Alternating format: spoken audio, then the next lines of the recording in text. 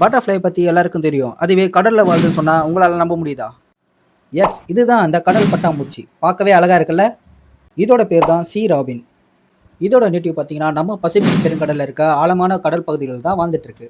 உங்க எல்லாரையும் நான் ஒரு கேள்வி கேட்கிறேன். மீனுக்கு கால் இருக்குதா இல்லையா?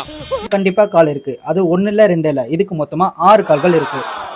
இதை ஏன் நான் ஒரு பட்டர்ஃப்ளை அப்படின்னு சொல்றேன்னா, இது பார்க்க மட்டும் அப்படி இல்ல. இதோட சிறப்பம்சங்களும் அது மாதிரி தான் இருக்கு. ஒரு பட்டாம்பூச்சியால எப்படி தன்னோட கால்கள் மூலமா ஒரு பூவுல இருக்க தேனோட சுவையை உணர முடியுமோ, அதே மாதிரி தான் இந்த மீன்களாலையும். இதோட கால்கள்ல டேஸ்ட் பட்ஸ், அதாவது சுவை மொட்டுக்கள் இருக்கு. இது மூலமா மண்ணுக்கடியில இருக்க சின்ன சின்ன இறால், நண்டு இதுங்களை சாப்பிடாமலே இதுங்களால டேஸ்ட் பண்ண முடியும். அப்படி டேஸ்ட் பண்ணி பார்க்கறதுல எது அதுக்கு பிடிச்சிருக்கோ அதை தான் வேட்டையாடி சாப்பிடும். அது மட்டும் இல்லாம இந்த மீன் ரொம்பவே ஸ்ட்ராங். ஏன்னா இது 600 அடி ஆழத்துல கூட வாழ்றதா கண்டுபிடிச்சிருக்காங்க. அப்படின்னா பாத்துக்கோங்க, இதால எந்த அளவுக்கு கடலோட அழுத்தத்தை தாங்க முடியும் அப்படின்னு. இந்த மீனை இதுக்கு முன்னாடி பார்த்திருக்கீங்களா இல்லையான்னு சொல்லிட்டு கமெண்ட் செக்ஷன்ல கமெண்ட் பண்ணுங்க. அடுத்து இந்த மாதிரி இன்ட்ரெஸ்டிங்கான மீனை பத்தி பார்க்க நம்ம சேனலை மறக்காம ஃபாலோ பண்ணிக்கோங்க.